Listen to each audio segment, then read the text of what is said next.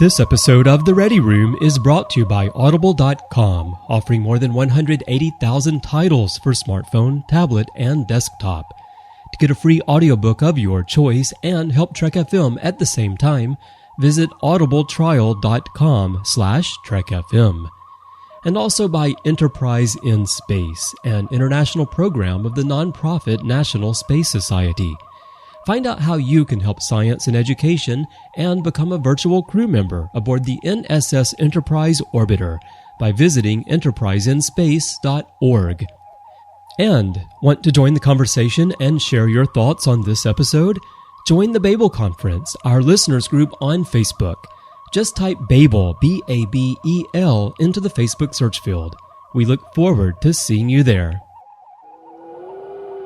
Hi, this is Michael Dorn, Lieutenant Commander Worf from Next Generation and Deep Space Nine, and you're listening to Trek FM.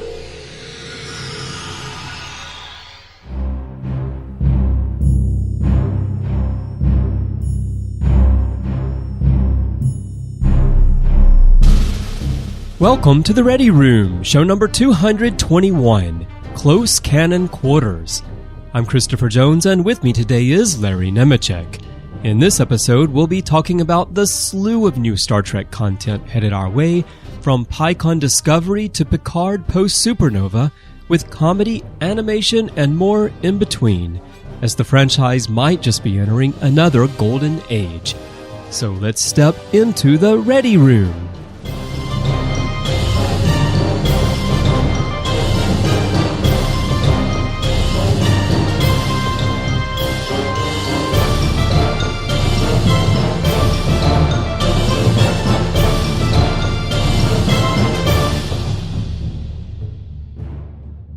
Well, hello, Larry. It seems that every time I wander into my ready room, which is not as often as I would like, you're still in here. I guess this is Portal 14 headquarters, 3347. What's going on here? Well, I'm sorry there, Sonny. It's, I think you have me mistaken for someone else.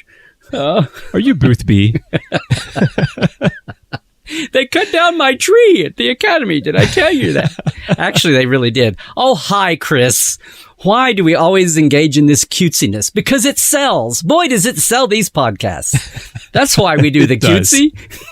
And that moment when Boothby's tree gets cut down, that's going to be a killer scene in the new Picard series. That is. Well, if they can go out and actually film it at Tillman, at the Japanese garden, they could like CG in the original tree and then show it there. No, they seriously did. The tree got too big. But, that was filmed like, 20 years ago, 25 years ago. I could see them doing something these days. Like, it would be a real tree, but like portions of the bark would be covered in green cloth so they could put some kind of CG in there, but still have a partially real piece.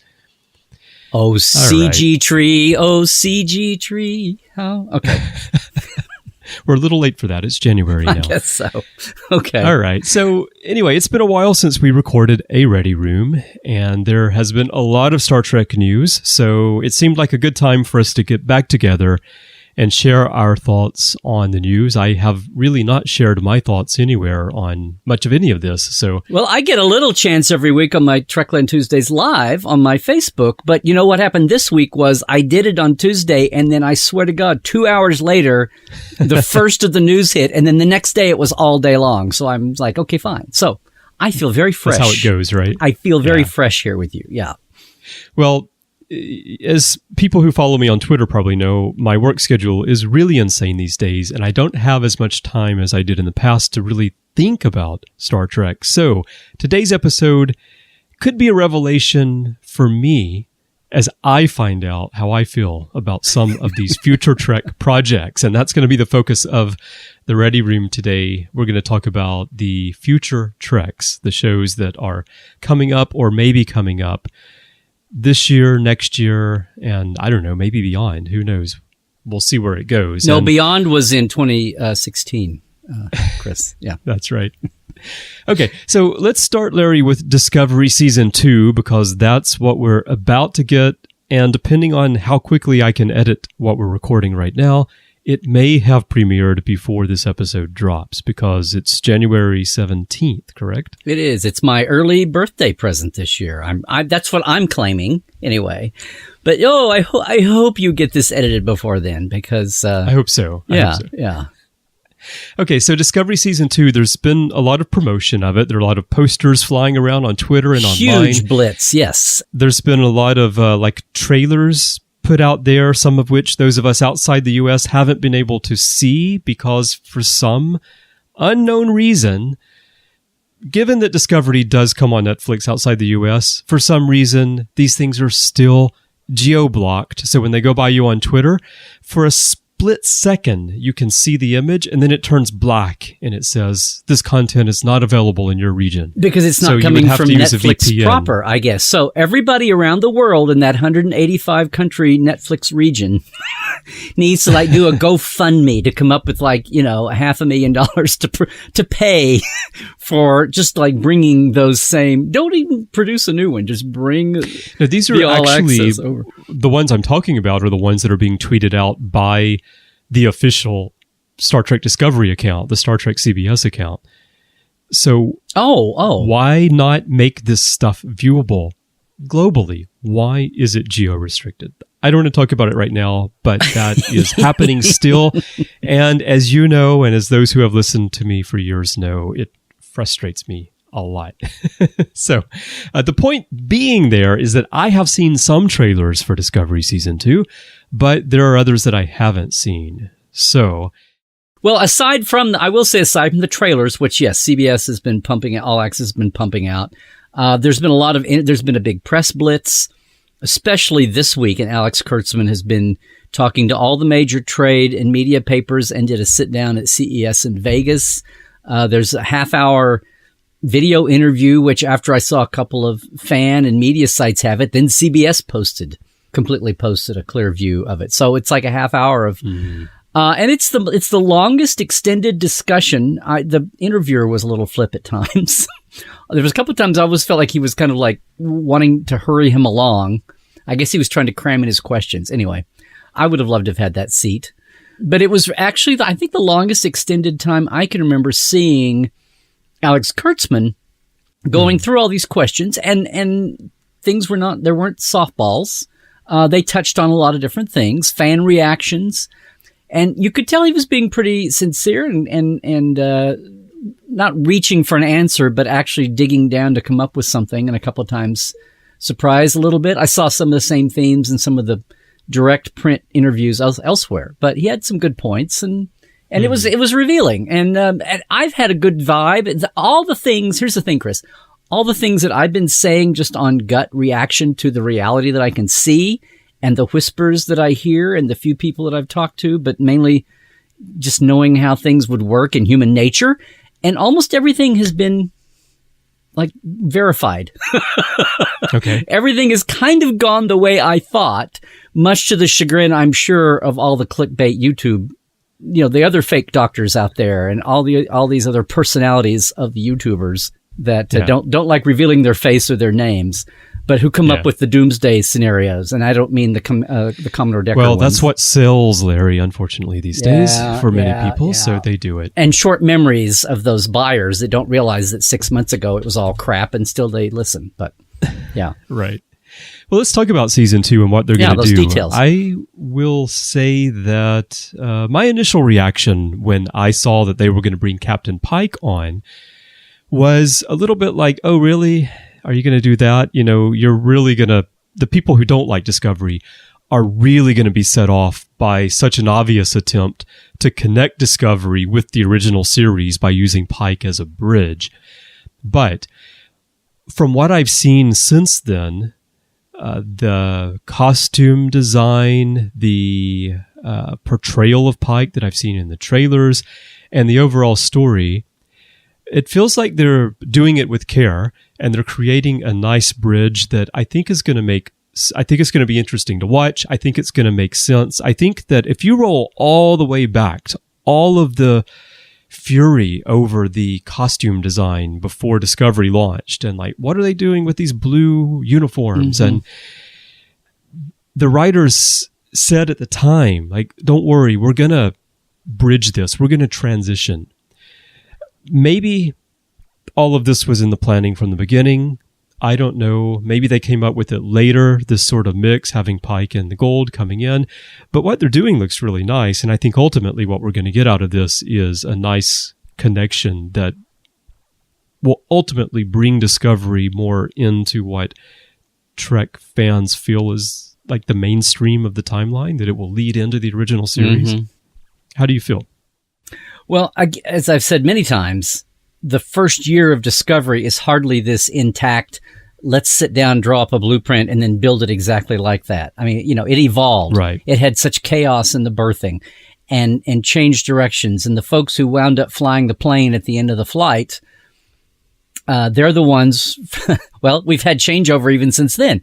But for the most part, that vision is what's guiding and going forward now. And there are lots of, from Kirsten Beyer and Erica Lippold and Bowie Kim, and a lot of folks involved. Alex Kurtzman, even back to his days, would talk about, he was a Next Gen fan onward.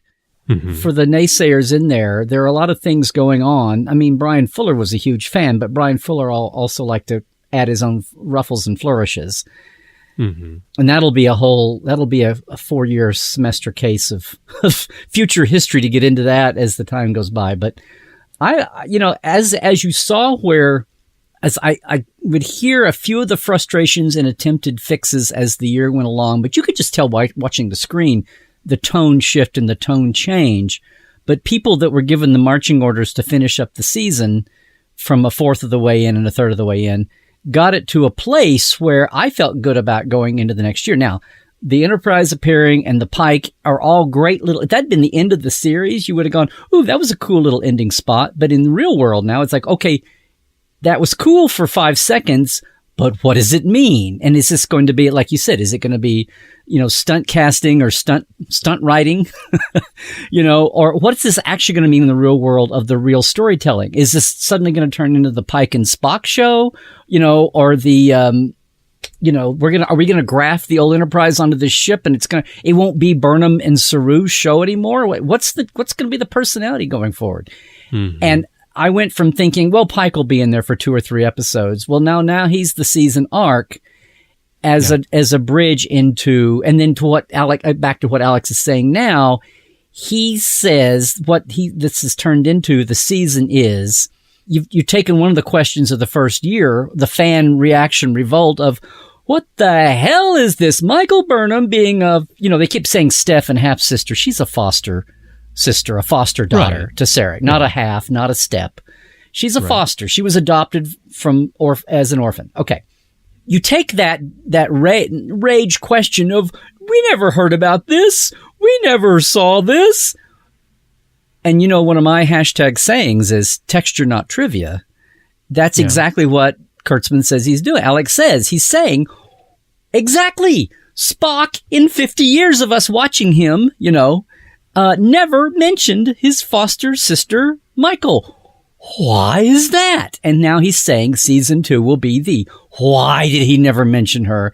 And that the irony of this, 7 lights, red angel, red matter angel, whatever the hell's going on. I'm just being facetious there, maybe. But the crux of the matter is the ship crew as a family has to come together now that they've quasi gotten settled down, weeded out all their Mirror and Section 31 people and whatever, supposedly, for the most part anyway. And on a macro level, it's the crew as a family. On a micro level, it's Spock and Michael, that there are fissures between them, but they have to come together to solve the dilemma of this mission. But at the end, we know that they wind up, from what it sounds like, Spock never mentioned her. We know why in the real worlds, because the shows are written out of order and new things are created. But they're determined to come up with a reason that satisfies us as to why exactly Spock never mentioned her. I'd be thrilled if somewhere along this season, in the middle of them fighting, that Cybok's name gets brought up. Now, that would really throw people's hat in the creek. knock people's hat in the creek, I should say. I mean, you know what I'm saying?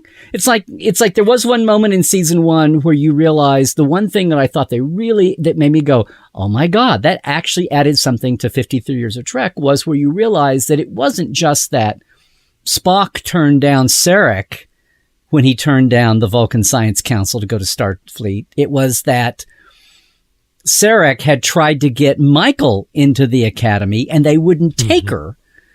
Yeah. Right? So it's like he wasted both of his chances with his kids, getting them in the revered Academy, Vulcan Science Academy. And I was like, wow. So it's like a double whammy on him for being manipulative, and he's been rejected from different directions both times. So he's carrying that around.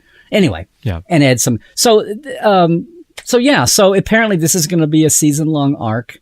We should move on down our list here, but that's, I think Anson Mount has embraced it. He looks like Jeffrey Hunter. People, I think that was a definite, I think every step that's been taken pretty much, with a couple of exceptions, we can laugh at them here in a minute. But I think they have been very sure-footed this year about when they've had these revelations and these leaks and these little promo teases to lead into this season, that they've been spot on and hit the nail on the head. And I think casting Anson Mount and the way they rolled him out and everything, and his appearances at cons already, everything has been striking really good notes. And he's showed whether it was, and I haven't seen whether he was a kid or whether he's picked up his fan cred in the last year or two and done insane research. But he gets it. He went to meet Jeffrey Hunter's son. They did all those, like Ethan Peck went to see Adam and Julie Nimoy and their families. They've been doing all the right touches, but So let's keep going, because this is going to premiere in a few days and we'll find out how it goes. And we have a lot of other projects that we can talk about here that people probably want to hear about. But yeah, I think it'll be very interesting. And I think that I don't think it's going to become the Pike and Spock show, but I think that they are going to be key to the story and it is going to move us closer. And I kind of feel like if Discovery goes 4, 5, 6 seasons, we'll probably look back at the entire first season as a bit of a prologue to what the actual Discovery show is. Yes.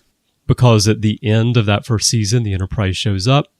Start of season 2, we've got Pike there, and we'll just keep moving our way towards the familiar years. Are you saying, Chris, that in 5 or 10 years, fans will be just saying, when the next generation comes along that says, okay, I'm going to start watching Star Trek shows, do I have to watch the whole thing? And a new generation will say, okay, Discovery, just skip the first year. Skip the first year. Just start watching it too. Yeah.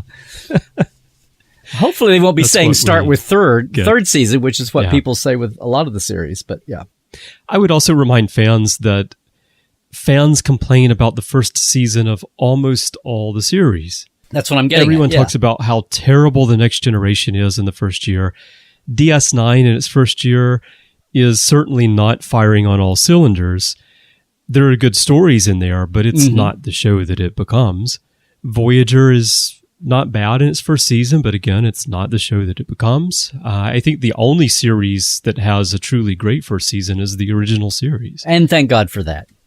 In which the first season is probably the strongest of the 3, right? There's so many I love stories. The second season best of all, but I just think of it, it's more, the format's matured more in the second season.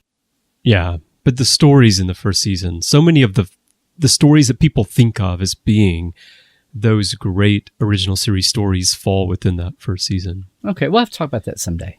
Yeah. We haven't, in 8 years, we haven't talked about this, but yeah. Yeah, I guess we haven't. Really, have we? We should do that. All right. The one other thing I want to mention about Discovery before we move on from that is Wilson Cruz tweeted the other day. It really cracked me up. They've been tweeting out these posters where they've got 2 of the crew members standing back to back. Right. And there's the poster of him, and I think that poster is him and Stamets. It could be him and someone else, but I'm pretty sure it's Culber and Stamets. It's Culber and Stamets. Culber in the flesh with Stamets. Right. And Wilson Cruz tweeted, "Come on, people." This is not a direct quote, but it's like, "Come on, people. Are you really going to ask me after a promotional poster with me in my uniform. Are you still going to ask me if I'm coming back in season 2? He says, you're killing me, I tell you, but I love you. But I'm thinking, like, what more information do fans need to know that Culber is coming back? Yes. He's in all the promotions in his uniform. Of course, what he can't say is that all through the second season, when he's in his off hours, Stamets goes back to his quarters and just watches old home movies of the two of them together. Right. And so he's not really it's just old home video. But they have to shoot new footage because they didn't shoot it all at the beginning. So it's all just, it's like old home movies so he can be depressed and drink himself into a stupor. And, oh, no, wait, that's there are also a lot of photos of him in those photo albums. That, with, 23rd century hollow, Pink Ray, 5K, whatever the hell it is by then, hollow versions. Yeah, exactly. I'm glad that he's coming back. I'm curious to see what the explanation is for how he comes back, or if they even give one. They might just not even bother with it. And real quick, we'll Spock, I have to say, what happened 6 months ago, 10% of the, and I'll be fair, 10% of the internet melted down hating the Spock beard, right? And I said at the time, come on, guys. He's obviously been out of commission. He's either been unconscious or where he didn't have, an old-fashioned razor or a fancy-dancy little Culber and Stamets, bathroom matching set razor, hollow sonic razor or something. Yeah. He's obviously out of it. So, and what's happened? Voila, we've seen clips of him looking like he's in a psych ward when they find him and liberate him, whatever. So I just want to say, stop and think, folks, before you have a cow about something that pops up. You see one image, you see one still. For one thing, that's the image or still that CBS picked to show you. They want you to see Got it, you right? talking. There go the Parrot Analytics online points. But also, talk about adding texture to the universe. This could be the inspiration for Bones leading into the motion picture when he grew out his big beard. Disco Bones, as it's been. Disco Bones. As it's been retcon headcanon lately. Maybe Spock told him, you remember, you've seen those photos of me from before I was on the ship with Pike. You should do that. It's very liberating. Why, Doctor, you would look good in a beard. And now I'm out of here. So long, folks. Yeah. I'm off to Mount Soleil, or I'm off to the plain of Gaul. Yes, Chris, that's your headcanon. You can stick with it. No, I just laugh at these things. But, again, Alex Kurtzman pointed this out, which is true. People look at this like Discovery. Oh, it's only 10 years before Kirk. Why so close to Kirk? Well, a year is a yawning chasm. It wasn't my first choice of a time to set stories in if you wanted more elbow room. But if you're going to have writers that see close canon quarters, there's a phrase, close canon quarters as a benefit, which I praised one week on TTL, Michael Chabon for saying that. It's the first time I'd seen a writer go, I love it. Look at all the things that are hinted at in canon. Now take one and run with it. I'm like, yes, that's all I've ever said. That's what the novel writers do. Our friends that are the authors do. But you've got enough of a writer's room now who are fans, and Kirsten Byers in there. Kirsten, who apparently had a hand in, was in the think tank that came up with the Picard show background and helped steer it. So we'll see how that goes. And we'll talk about that in a second. But I'm saying people who see canon as a wonderful opportunity and a mind spring for ideas, not an anchor around the neck that's going to weigh them down and be a boundary limit. And to look at these years, on one hand, it's so close to Kirk years. This is uncomfortably close to go off and do what you want to do with writing. But a decade between The Cage and Where No Man's Gone Before is a yawning chasm. And Alex Kurtzman this week was talking about how did the Spock of The Cage get to the Spock of Where No Man? What turned there? He's yelling Spock. He's 10% yelling Spock in Where No Man. That's Spock Bob Shouty Pants, Larry. That's what we call him here. Okay. You need check the circuit. Check the circuit. I had that reserved as a URL. Yeah. The first line. Oh yeah. Check the circuit. You have to say it right, Chris. But yes. Yeah. So it's like there's a sea change in Spock. Now they've added this layer about why does he not talk about Michael? That's cool. But, and this whole thing about he and his dad did not speak for 18 years. I mean, Sarek is a character in Discovery. I hope they haven't let Frame, the actor, out to sea this whole time on the episodes with Spock. But he says he hasn't seen his father in, 18 years by the time of Journey to Babel, 14 or 18 years. So that'll be interesting to see play out. Is Michael the intermediary between the two? I mean, the family dynamic. But rather than... And Alex keeps saying it's 10 years before Kirk arrives. We're really down to like 7 or 8 years now. So I wish that's one thing I wish he would adjust. Yeah. But it can be a yawning chasm of opportunity, not too close for comfort as far as the storytelling goes. And I'm totally with him. There's, increment, and people are young. These characters are all young, and how they. I just hope that we get to flesh out. I just hope Discovery's personality is allowed to bloom on its own here. And again, I think it won't be the Kirk and Spock show and the Pike and Spock show, but even beyond Saru and Michael and Tilly and Stamets. I hope, that bridge crew gets some identity. I just hope they get to pay attention to the rest of them, and hopefully they will. I think they will. They did add an hour. They've got 14 now, not 13. So okay, well, that's good. Well, let's go on to Short Treks, which I just want to talk about briefly because of its connection to Discovery, but also its connection to what we'll talk about after that, which is Star Trek Picard, whatever that's going to be called. And it sounds like they're going to start doing these Short Treks in between series, not just seasons of Discovery, but the various different Star Trek series that we're going to get. In between, when there's nothing running, we'll have Short Treks to hold us over. And I have finally been able to see all 4 of them. And I really like the format. I am, of course, a big fan of science fiction in general, science fiction literature. My love of science fiction literature is actually what gave birth to Trek FM as a network in the first place.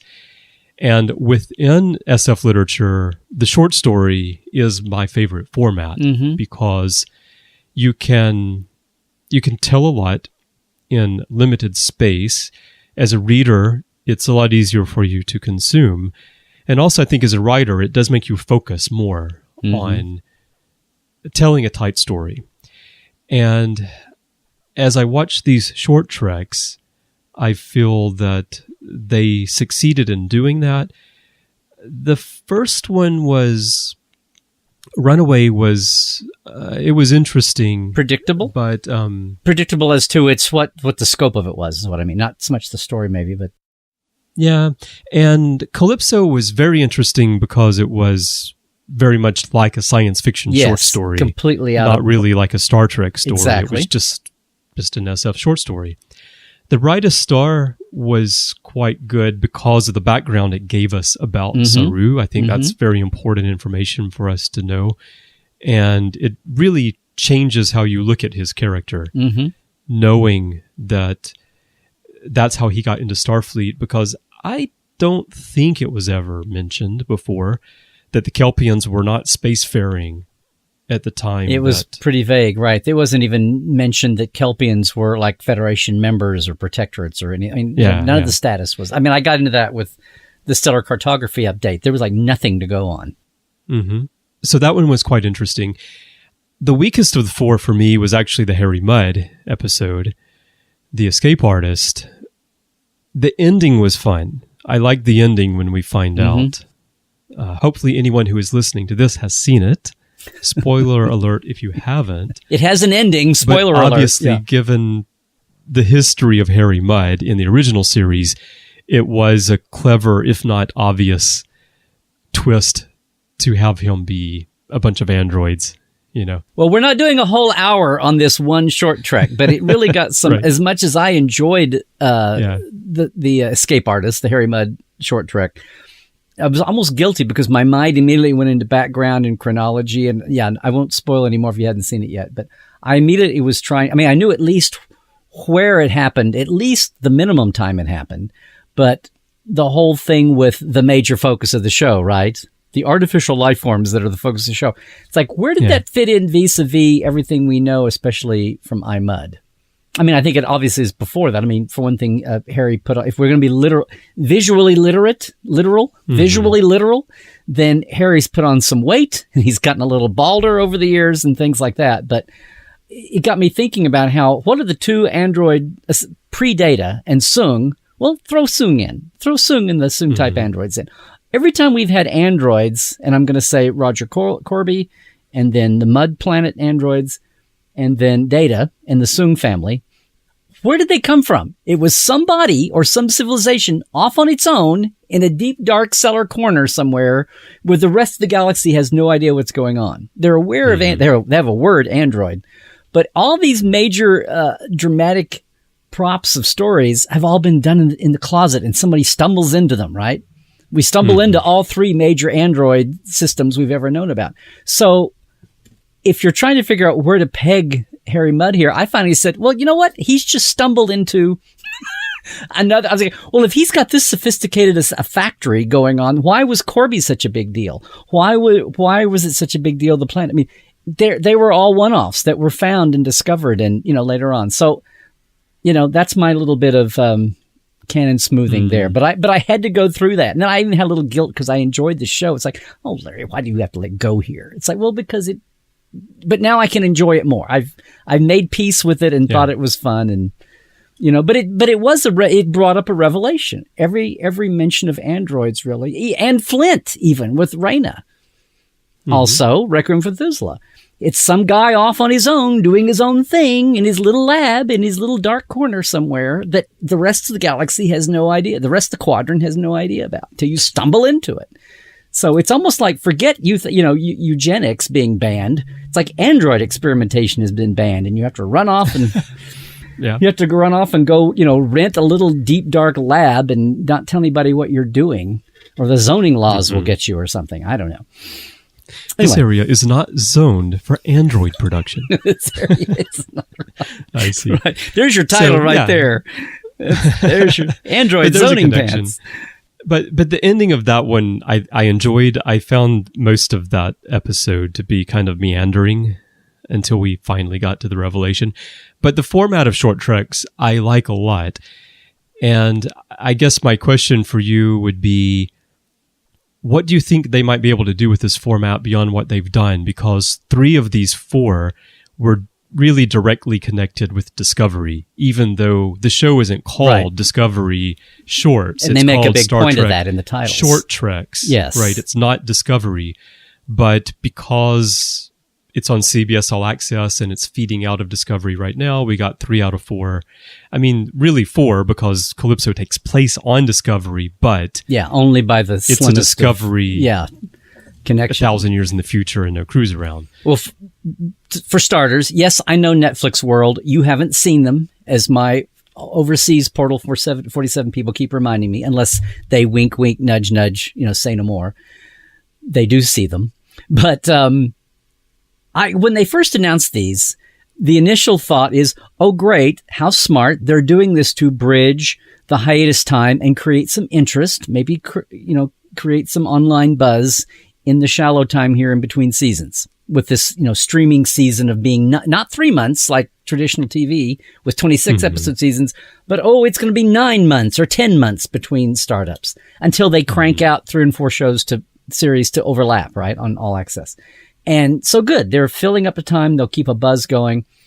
And then I thought, if they're smart, they're probably testing out actors, writers, characters, even tones. And which is exactly what they did. I'm curious to see Chicken and the Egg. Did Michael Chabon come into the fold as an old Star Trek fan? As a veteran Star Trek fan? Did he write his short trek Calypso and then get invited into the hashtag Picard series Ready Room? Or the other way around? What was it? And what was the story behind the pitch and the decision to do each one of these 4? But what I was hoping was that they would try out talents before or behind the screen. What it's turned into then with the Saru show, I was really impressed by the production. The bottle shows, Runaway was very much, let's film on the sets with a few extras, right? A little CGI. Same thing. Calypso, a lot of CGI, a really interesting story there out of the box. And Harry Mudd, a fun one. But the brightest star, the Saru show, was really They're on location. They've spent all this money on the look and the thought, the R&D for Kelpians and the huts and the clothing and the makeup and it was designed, but they had to pay for it. But they had to do multiple Kelpians. But to build all those huts that they did live and all the props and go out and film on location that way, it's like. And then I've seen since, I don't know, they were guessing that they were back on Kaminar. There's a still in one of the promos that were produced that you haven't seen, I suppose, of Michael and Saru wearing fabric-y looking native outfits. Can't tell if it's supposed to be they've gone back to Kaminar or not. But this week, now in this avalanche of PR, the cherry on top of the sundae of all our speculation about short treks, the use that they put those two seemed to be growing. And then my final question was, I wonder if this is a one-time thing done for confidence building. And now that we're talking about three series going on, that they won't be a need for more short treks, or whether they see that as value. Well, Alex this week said, number one, you will see all these things play into Discovery somehow, whether he's being, whether that's a stretch to say, like you said, Calypso, or what that will be.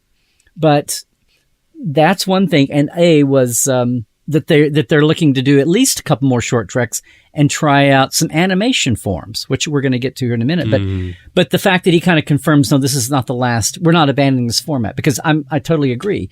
It's not only focuses the writing, but it allows you something I screamed about 20 years ago.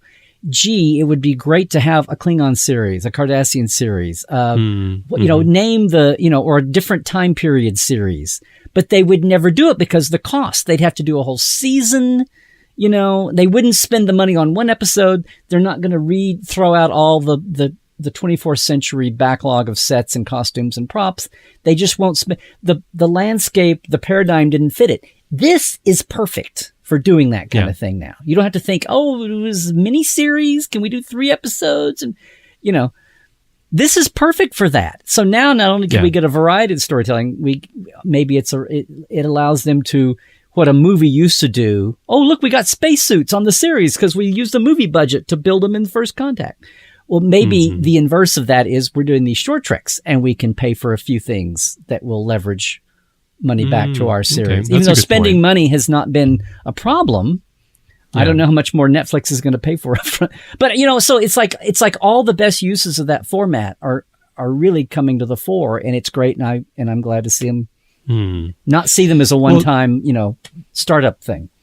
There's so many things you can do with it. We can have Leffler's shorts, which I've been waiting for a long time.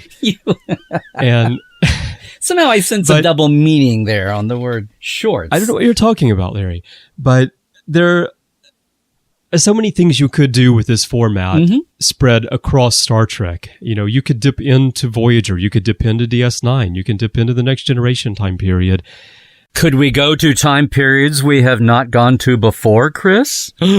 We could do that. Oh my God. We could do that. And we could do places like the Vanguard Station from the novels that people love so much. You could have short stories based on that are done as shorts. All the years of the Strange New World contest. I think there were 8 or 9 years of that. There was a short story contest, so that it was a way that licensing and everyone found a way to do official fan fiction. It's a little bit the way they've come to a resolution on fan films. Keep them small and short, and I guess you can wrap your arms around them. But it's interesting that both the two biggest fan film series, Phase 2 New Voyages and Star Trek Continues, both utilized short films, at least in some point of their development, for different reasons. So it's, and then, like you said, short stories. It's a great thing. And again, even if it's in small doses, it may get the foot in the door conceptually or budget-wise, so to speak, for doing kinds of things that, again, in the old paradigm, in network TV land or syndicated TV seasons, was not going to happen. And I'm just like, yay. Yeah, it's really good. All right. Well, let's move on. The remainder of the stuff we'll talk about, I don't know how much we'll talk because we haven't seen any of it yet, unlike Discovery and the shorts. Right. But Star Trek Picard, we're calling it at the moment, whatever that series is going to be called, is expected to launch towards the end of this year. It's set about 20 years after Nemesis. Picard is supposed to be a changed man. And as anyone who reads Twitter knows, over the past week or so, it's going to pick up days. After the destruction of Romulus, which happened in 2387. Exactly. When the Hobus star went supernova. And what people forget is that the supernova destroyed Romulus, which then set into motion the events that created the Kelvin timeline. The supernova happened in the prime timeline, not the Kelvin timeline.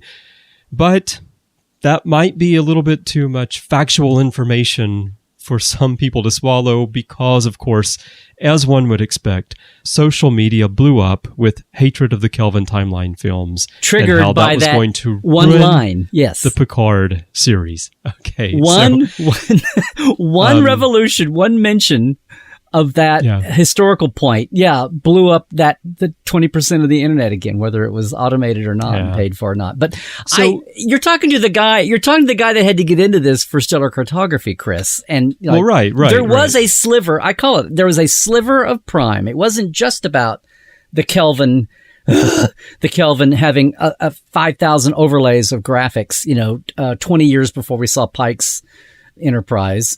Yeah. Which I contend now was they were just on low power mode when they were coming up to Talos. They didn't have everything turned on. Right. They didn't have all the screens turned on. It's like when your phone goes into low battery mode, right? Yes, exactly. Exactly. They were kind of running silent because they knew they were going to be up against something that would soon be death penalty. Had premonition there. No, there was a sliver of Prime at the beginning and I had to incorporate that. Now, the saving grace, and frequent listeners may know, that I support the comics, I support the books. A lot of the authors and artists are friends of mine. I will support them. We have such an awesome array of talent. All of that said, I come from a time when the books were uneven in quality and when we had 2 series at a time and movies going on, that it was easy to pollute your brain when you were trying to keep canon straight, right? And I got out of the habit of reading all the time. Now, having said that, the Countdown comics, considering the first Star Trek 09, and I was happy that it was an alternate universe, but I was still grumbling that we were wasting time that we could be telling Prime stories in, which, as it's turned out, is exactly what's happened now. But as doing stellar cartography, I was so thrilled for the Countdown comic because nowhere in Star Trek 09 do we get anything. And this idea of a supernova wiping out Romulus and threatening the rest of the galaxy, quote unquote, and all of that bit makes no sense. Right. But it's all retconned they clean up the mess in Countdown and call it a subspace shockwave supernova. It's not a supernova in the sense of what it's not astronomy would think of as a supernova. Exactly. Yeah. They not only give it a home, a star called Hobus there, but they say it's popping in and out of subspace, which is why it can be like a checkerboard or a hopscotch, not this wave effect that you would, think in a standard way. So, but that seems to be news to a quarter of the internet where it was, whatever you thought about it, it should have been settled 10 years ago or whatever. Well, the thing is, so for that corner of the internet, if you stop and think for a moment, you don't even need to read the Countdown comics to get this, because it is clear from Spock's explanation of the events that Spock is from the Prime timeline, and he explains what happened there that brought him here. So that had to happen there. That's how it works. That's why he came here. Chris, so you don't really even need that backstory. Chris, are you sitting there in Japan spouting facts at me again? Are you just trying? You're just trying to clean things up. I've got that problem with facts. I got to do something about that. No, I mean, people can disagree with that as a story tenet, but the fact that that's what was laid out. Now, there was a question at the time. These are Kelvin movies, the nature and the future of what that universe, what that look would like, what politically, financially, canonically would look like. Would 10 years come along and this one movie be kind of like the Doctor Who of the mid-'80s for 10 years? It was kind of ignored, later embraced, the Fox network version. Is this going to be like, if this all blows up and fails, are we going to ignore all this eventually? Well, that's not what's happened. 2 or 3 Kelvin movies came along. That became a running bit. And it was embraced, and people know that's what I'm getting at. Even no matter what you thought of the Kelvinverse or the 3 movies, people embraced the first 10 minutes of being, that was George Kirk on the Kelvin and with his wife, and Prime Universe, they're at Earth when he's born, or they're, whatever. Mm-hmm. But, and his dad survives and yada, yada. But there's a sliver of Prime at the beginning that starts that off in the backstory. And yes, I was referring to the comics being saving is A, naming the star and B, coming up with what's the cockamamie scientific explanation. And STO, Star Trek Online, the game, has even gone so far as to say that not only was it not an organic, a normal by the book supernova, obviously, which would affect just near space, but that it was an engineered, terrorist military man-made operation, which makes all kinds of sense too. It was a bomb, basically, a subspace bomb that was meant to do that. And the fact that Spock, even as he disappeared through, the red matter, blah, blah, blah, and wound up back in creating the timeline inversion and all that, 30 years, whatever it was in the past. But him trying to get that much, he did save most of the galaxy, most of the local space around there. It's just that Romulus was the biggest casualty. I guess Remus too, and that's why Nero hates him. It would be interesting if Remus somehow survived, Larry.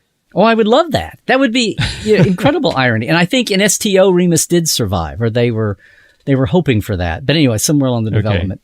But I'm just picturing how that would happen, given that the shockwave comes through and disintegrates the planet. I know. Well, but it's a subspace shockwave, so it can do whatever anybody needs it to do, Chris. It's kind of like you're from Oklahoma, I'm from Alabama, so we both know this very well. It's kind of like a tornado. It just cuts a path, and one house is destroyed and the neighboring house is left intact. Exactly. It pops back up, and goes back in the clouds, comes back down again, and yes. Or it's like a ship that cloaks and then uncloaks and cloaks and uncloaks.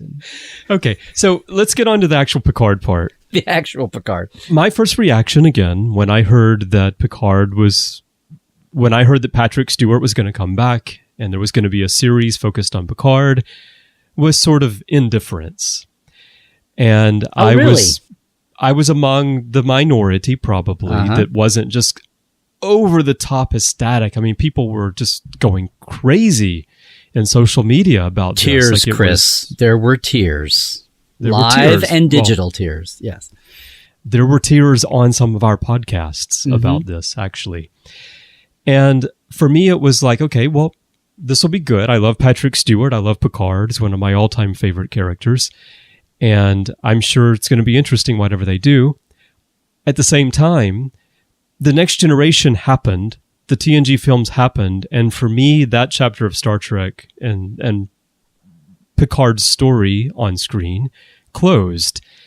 And I don't necessarily need to go back and see Picard brought back to the small screen in this case and have his story continued. They could do something new. I would be happy with that.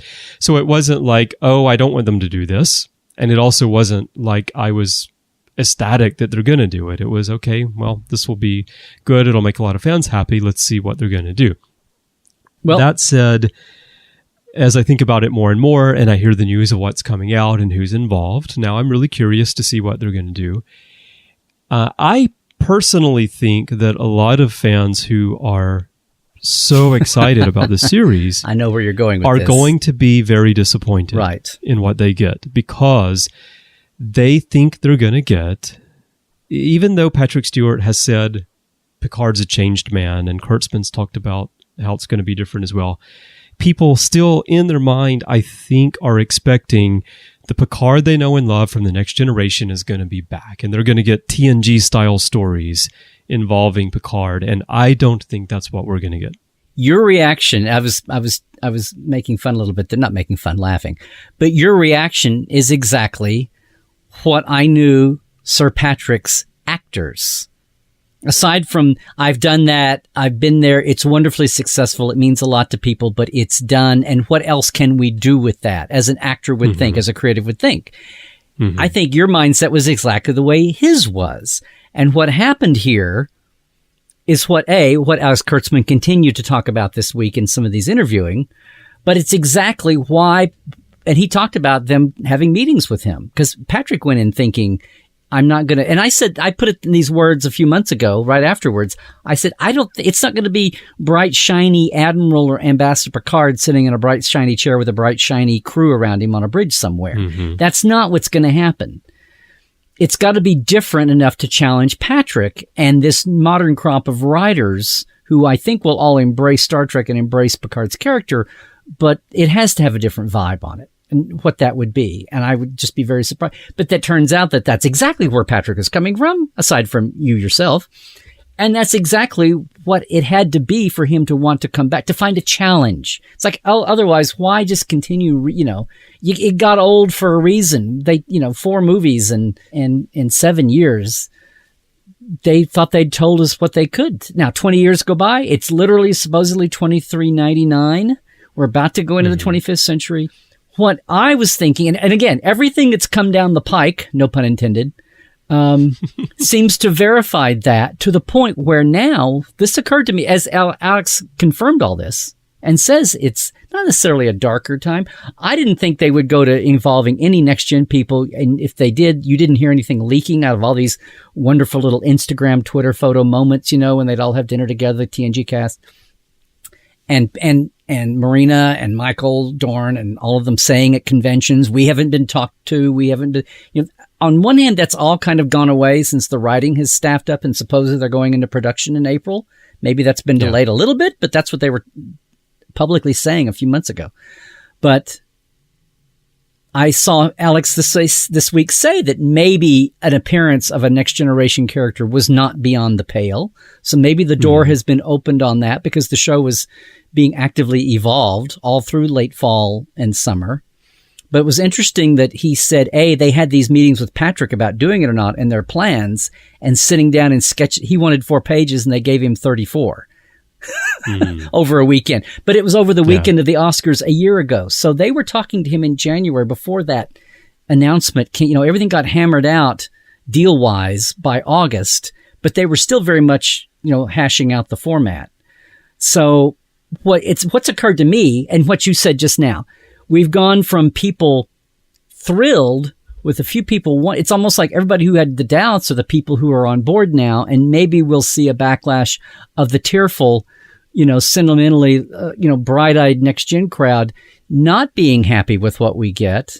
They'll be tweeting about how this Picard series is crap and it's not Star Trek. Right. So here's my analogy, and I haven't seen anyone mention this the last couple of days. I'm going to it'll be a series, not a motion picture, but I think we're going to see the Loganization of Picard. You know what I mean? With Wolverine and Hugh Jackman. So we're going to get the serious older story here, a later years, not flashy superhero-y version, what Logan was to the Wolverine movies. And people were shocked that a comic book hero could be such a heartfelt human story there, right? That was and people were so impressed with Hugh Jackman and with the whole concept. Oh my God, a superhero story can be like this and not be 52 minutes of stunt work and action and CGI. Mm-hmm. And I'm wondering if as a, 13, 14, 15 episode streaming series, that what #Picard show will be kind of a Logan version of the Picard. Yeah. It could be. And, of course, I was just kidding when I said people are going to say it's crap and not Star Trek, although I do think some people probably will say that. You don't mean that completely. Yes, you mean some people will say it. I do think it probably will be something that most fans will see as being very true to Star Trek's ideals, because I think that Patrick Stewart himself holds those so close to his heart that he will steer the writing in that direction. He's already been there. They've made pains to say that. And yes, I think even in their gut, many, many, many fans will be with him in faith in this series, not having seen it yet, more so than, say, a point-blank startup like Discovery was. Yeah. All right. Well, okay, so let's move on to another project that we know is coming for sure, which is Star Trek Lower Decks. This is the animated series, a half-hour comedy focusing on crew members other than the senior staff. I saw it mentioned somewhere as like less important crew members, which I think is a little bit insulting to the men and women. I know. Of I can't wait to see Cedo Jaxa back in action. Oh, wait, they don't say it's the Enterprise D, do they? Okay. Obviously, we know where the Lower Decks comes from, the TNG episode of the same name, and just the idea of people who work in the lower decks, not up on the bridge. Mm-hmm. For me, this one is very much a wait and see. I don't mind animation. I prefer live action. So I want to see what they're going to do with the animation. As long as the writing is good, it's fine. The comedy angle, I'm not sure about because I don't associate Star Trek with comedy, although there are many wonderful comedic moments in Star Trek. And as Matthew and I often say on The Orb, I think a lot of fans don't realize this because they view Deep Space Nine as that series about the war. DS9 is probably the most humorous of all the series. There are little moments here and there. The humor is often very subtle, but there is more humor sprinkled throughout Deep Space Nine compared with, say, The Next Generation. Bubbly and cloying, yes. So comedy and humor in Star Trek is something that I think does fit. I'm just not sure we've got Mike McMahon of Rick and Morty doing an animated comedy focusing on lower deck characters. I heard that in the original pitch there was something about the officers that stick yellow cards in so that bananas can come out of the food replicator or something like that. That to me seems awfully silly, but I don't know where they'll actually go with the show. I have a lot of, two or three things. One thing is anybody, for one thing, Mike McMahon was his before Rick and Morty, he was enough of a big Next Gen fan and wrote the humor book, the Unknown Eighth Season, Warped, I think, the Unknown Eighth Season of Next Generation. Yeah. And the year after the book came out, I remember seeing it go by. He came up to me at San Diego Comic-Con and wanted a picture and wanted me to autograph his book. So that impressed the hell out of me. Maybe he just had me flummoxed. No, in a few years, I'm going to become a big hit producer with Rick and Morty, and then I'm going to get a chance to do the Next Gen or do a Star Trek animated series. So I'm going to impress this Larry guy right now. Maybe not quite so prescient, but that I think his brain and I think his fanboy brain and his heart are all in the right place. And again, Alex in this series of interviews this week said we want to make, for anybody worried about Star Trek comedy, we want to make sure that this is like the best of Facebook, memes and tropes that fans do and we all laugh at. He says we want to make sure this series is everyone laughing with Star Trek, not at Star Trek. Like it's in the family and we're all getting the joke, even without hitting it on the head. So that's kind of what I suspected all along. You don't think there's going to be a character on the show called Larry the View Screen Guy that says, get her done? No.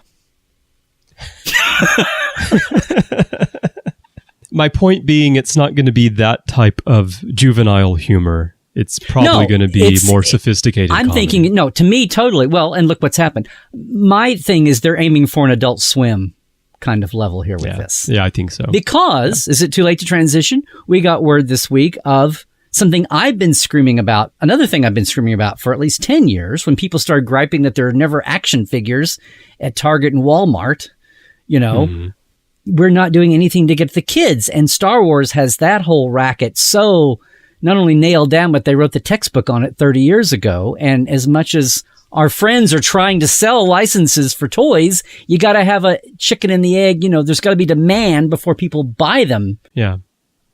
But Larry, look, I know the Toys That Made Us was big, but I have to stop you here before you set off another Twitter firestorm. We're talking about a Star Trek animated series, and you just mentioned Star Wars, and Kurtzman did that the other day, and everybody went crazy. So be careful. Okay, thank you. And heaven knows what Starfleet Intelligence blog will do to twist my words too. So I better. You're right, Chris. I'd better watch what I say. No, I think that's wonderful. Your point being, yeah. But the other revelation here was that in answer to a question, he went out of his way to say if they're going to do an animation show aimed at a kid's level, I mean, the core of Star Trek should be in all of these. And we saw, as much as people talk about the Filmation 1973 era animation style, the concept of what Star Trek could be on Saturday morning, like people said, the animated Star Trek was too good for Saturday morning. It was like the stories were real stories. Exactly. They weren't kid stories. Yeah, they were Star Trek stories for the most part. I mean, I know the 50-foot tall, whatever it was, 20-foot tall Vulcan still gets me at times. But the other part of this was, it's the first time when Alex said that that's a kind of series that might not necessarily be on All Access. It might be on another network or platform. And that makes sense if you're really trying to sow the seeds of franchise and little kids, maybe streaming that parents control is not the way to get it out there. So just to clarify, because we kind of jumped here, so some people might be a little lost. There are two potential animated projects. Well, there's one certain animated project, it's which been is much Lower talked Decks. about, Lower Decks. And there's one potential animated project which would be aimed at kids. And that's the one you're talking about now. Right. And the fact that that going back to short treks, Alex said that they're looking at least 2 short treks in the next gap, however we define a gap now, that would be animated. So maybe those will be tryouts. Maybe those will be using the short treks format to experiment with different talents and tones and all of that. But yes. What would you think about a short trek that was shot by fans who are using their action figures to act out scenes as actually being put out by CBS as a short trek? Well, I think that would be awesome. Or official action figure story. It would be amazing. I mean, those things would be so cobbled up. Don't even try to sell, Blu-rays later. Just let that go out and flood the internet. Let everybody cut those up and use them for memes and bits and take over the internet. How Spock broke the internet or something. I don't know. But we're talking, they're really, what impressed me about all of this, instead of going show to show to show to show, I hate to sound like, I don't know. I hate to sound like I'm, the Oz head here from Star Trek V, but this is the kind of thing, I always talk about Star Trek invented the internet only with stamps and paper. It's kind of that same feeling. 20 years ago, I was saying, if only we could do this, this, this, and this, but our current paradigm doesn't fit it. Well, now it does. And to me, and the other exciting thing is seeing that Alex gets it. I was impressed that he said they had talked to him about doing a new Trek, and he didn't know exactly what it would be, and he actually put them off for some amount of time. Unlike poor Rick Berman, who always felt like he wanted to have a gap, but always felt the pressure to keep going. Felt the pressure to keep going, And apparently they started developing Discovery before All Access's idea came along. It's like, well, one of the reasons they could hold off and figure out a concept was because they didn't have a platform for it yet, which was interesting to me. But all these ideas, and we haven't talked about, supposedly the rumor, never confirmed, the Captain Georgiou Section 31 series. So that's the next one on our list here. So let's talk about that. Yeah. Section 31 is a part of Star Trek that I find very interesting, but I think has to be handled with care so that it still fits within Star Trek's core ideals. So I think some people think that we should stick to Gene Roddenberry's vision very strictly, and the future should always be perfect, and humans should be perfect, and there should be no conflict. But that doesn't make for interesting television or interesting storytelling, and it also isn't how reality works. I think that ship has sailed, Chris, also. I think it mostly has, but I do still see comments from people who feel that it hasn't, and that Star Trek should never deviate. I think that DS9 handled Section 31 very well because it balanced the goals of Section 31, the actions that they were taking, which went against the ideals of the Federation and Star Trek, but they were doing it because they felt that was the way to preserve the Federation and to preserve those original ideals. And then, of course, Enterprise also picked up Section 31 a little bit here and there. And look at it this way. In real IRL, production-wise, when was who introduced Section 31? DS9. Right. What was it? 5th season, 6th season? 6th season, maybe. What I'm saying, to your point, yes, you not only got the flow of what DS9 was about, but you had, the 5, 6, 7 years of Next Generation. No one was questioning whether these kids can steer Star Trek in the way it ought to be steered. And so Section 31 became a textured piece far into the mix. And then the pickup again with Enterprise was like, oh my God, that was a little radical because it meant, oh, look, this is like predates the Federation. Yeah, it's been around. It was an Earth creation that survived over, which was kind of the radical point. But I was in a thread talking about this the other day. What is the nature, the DS9 depiction, Sloane was really kind of, the devious and Machiavellian and into Bashir's head. And my parallel is look at the American CIA. They have been horrible, horrible bad guys. And they have been with Revelations. They've also been, saviors who protected the country against, internal wacky-doodleness, right? And they've stood up to temptations. And Section 31, if we're talking about being around from Archer's time forward, can have that same kind of bit. And one of the things, I know some people are disappointed that say, oh, it's not representing the best of Gene's, the Roddenberry vision of Trek in the future.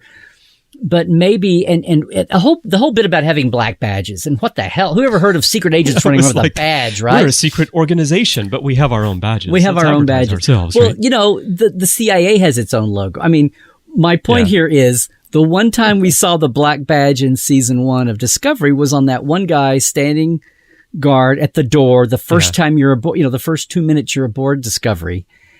And we never saw it again. And for a long time, I thought that's just going to be one of those evolutionary blips of production that it was tried. And then when they sold it as a merchandise item, I went, oops, there was a, whatever that shouldn't have happened. But now it's been embraced. We saw it in the promos and the trailers.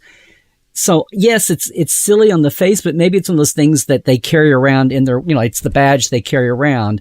The one guy that had it out maybe wasn't under scrutiny or whatever, but for the most part, he's probably hung over from the night before. He accidentally put that badge on. Right. He was just hung over. Yeah. But think about talking about the greater canon, DS9, Enterprise, the rest of the mentions on Discovery. We didn't see people wearing Section 31 gear, aside from that one guy who was probably reprimanded and sent on furlough. And the trailer, we see her it's in her hand, right? Showing it off. It's an inset close-up of a hand with a badge in it. So there but the bigger picture here is there might be swings and pendulum swings in Federation history when Section 31 was portrayed more heroically. And then sometimes when it was totally a dark, ugly secret in the closet. So again, texture, not trivial. Let's see what they do. But it could be like Mission Impossible. A series of Section 31 could be the wacky doodle, Section 31 team doing things and fouling villains and doing it in creative, crazy ways. Or it could be dirtier than that, much dirtier, and that would be a challenge to live up to the ideals. But right, and of course we know that there's a Section 31 in the Kelvin Timeline because we got that in everyone's favorite movie, Star Trek Into Darkness. So it is there.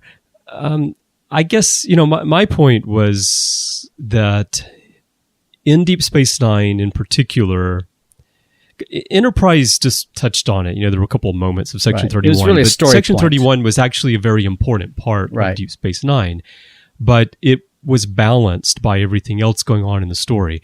When you have a standalone series that's Section 31, and Section 31 drives the entire story, given the nature of television today and this drive for action and for shock value and just, over the top production and sometimes violence. I don't think they'll get into too much violence in a Star Trek series, but there's more violence in Discovery than we've ever had in any other Star Trek series, which is just a reflection of how television is today. Although again, real quick, Alex says that's going to pull back from that because it's not a wartime series, but go ahead. Okay. Well, that's good to know. I'm glad they're going to do that. I just wonder, like, I think this is sort of a delicate focus area for a series, a Section 31. I think it will be very easy to make an interesting TV show that strays too far away from what Star Trek is at its core, unless it's handled carefully. And so I'm going to be interested to see what they do with it. And I'm kind of wait and see. That can be a dynamic tension. You could have two different characters or two different factions that represent that spectrum of what we've been talking about. And the dynamic tension of the show could be people going over the line and pulling back. And that could vary, not just 8 guys and gals running off doing horrible, horrible things secretly with their badges in their pockets. I mean, Have badge, will travel. Badge will Section 31. And the thing about DS9 too that just hit me again, and I know you're the big DS9 guy, but every correct me if I'm wrong, but every inclusion of Section 31 as a major story point was always through the lens of Bashir, right? It was always through him as the entree point. Which was interesting because Bashir had the checkered past that we didn't know about until 6 years in or whatever, 5-6 years in. The major stories, but there was other activity carried out by Section 31 in the background, such as infecting the changelings with the virus and such. But yeah, which affected Odo and all that. But I'm talking about as an active, in-your-face part of an episode. It was usually through, and even then, Bashir was the doctor that had to wrestle with the, and did the mind link and all that, and sacrificed himself. But my point is, just as a dramatic, you can look at it as Bashir is the person who could be blackmailed because of his past. Right. He had something he was trying to hide, so Section 31 naturally felt they could probably manipulate him more easily than they could manipulate one of the other officers. And that compromise. Maybe the reason that they turned to him. But anyway, this will be interesting to see. I mean, I guess I'm glad they're going to do one because it's an idea that's been out there for a long time. It's something I've thought about as well. Like, what if we had a series that focused on them? Rumor is that possibly the first episode of season 2 of Discovery could be a sort of backdoor pilot for this series that would then send Georgiou off on the mission that would become Star Trek Section 31. We'll see if that happens. Should it be a backdoor pilot? I mean, the equivalent here to me is Assignment Earth, and we've been talking about Assignment Earth. That's what I was thinking on the Trek Files. Yeah, but if Brother, the name of the premiere episode of the season, is going to introduce Pike coming aboard, and I don't, Spock is not part of the first episode, but a big chunk of that hour, if that's really going to be a backdoor pilot, would have to involve Georgiou and her new Section 31 contact. And I don't know if they can sacrifice enough of the hour storytelling to make it really a backdoor pilot, unless they're just going to get a lot of bang for a little bit of time buck there. Yeah. So I don't know. I think backdoor pilot is probably not the right term because that does imply that the entire story or most of the story would focus on that, but some sort of send off. Like there's something in that episode that sends her off, and then they pick it up in the pilot of that series and expand upon it at that point. Could be. Yeah. All right. Well, let's see what else we have on the list here. We've got 3 more items. Starfleet Academy. So this was announced, being developed by Josh Schwartz and Stephanie Savage. I don't know much else about this at this point. I mean, what's happening with this series? Well, nothing. I mean, I attach what's striking is that this is not rumor. This was in the original.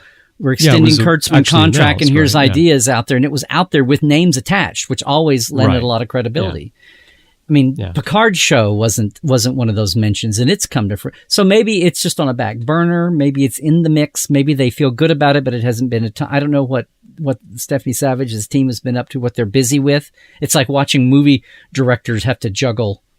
Speaking of which, juggle projects. They can only do so much at once. Maybe there's some structural. Maybe just there's been so much Star Trek put forward now that they can only process one new series at a time, and they don't want to create things willy-nilly, which is good.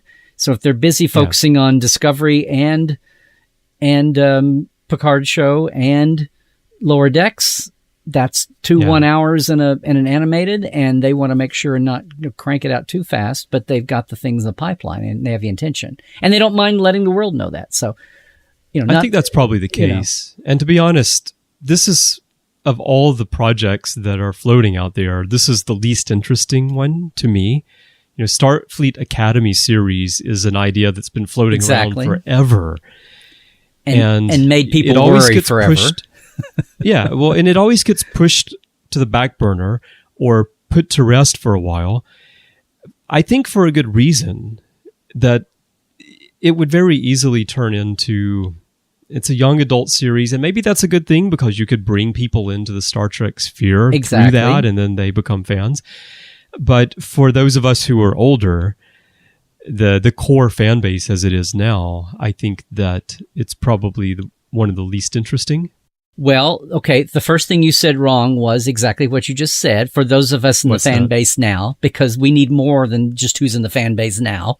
We're all over the hill, Chris. I always if you're gonna promote. I know. In the first place. Look, since Harv Bennett did his Academy script that was turned down, they've been talking about, it's been dubbed Starfleet 90210 back to the 90210 days, and there's even been a reboot of that. Well, I wrote an article titled that in 2000 before Enterprise was announced, when they were talking about, what's the next series going to be? So what's amazing to me is I remember when they were, when the hush hush about what the next series would be that turned out to be Enterprise, there was a faux focus group done somewhere over in the Inland Empire.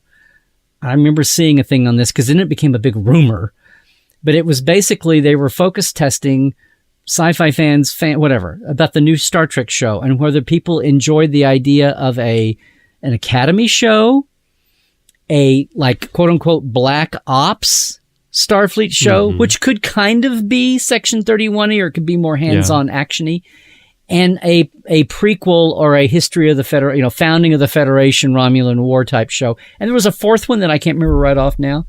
Well, the Excelsior was talked about a lot at that time. The Captain Sulu show. Yeah. Okay. This wasn't really, it was, but I don't even think it was part of that focus group. But what's amazing to me is all of those ideas are in the mix here of all these things they're getting to now. Yeah.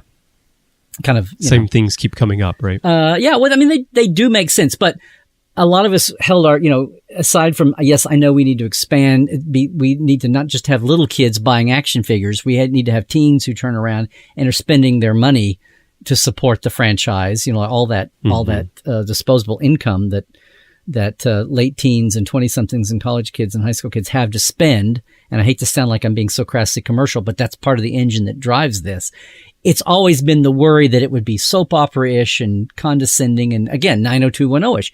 But look at the vibe. I mean, Stephanie Savage and Josh Schwartz, what was it, Gone Girl?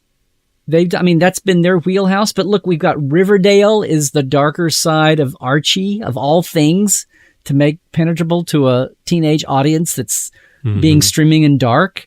I mean, there would be ways to adhere to the Starfleet ideals and still, that's one of the common memes now. I guess what I'm saying is I feel better about doing an Academy show now than I've done, 10, 15, 20 years ago, because I think it's more out in the bloodline of TV and streaming shows about how to do that.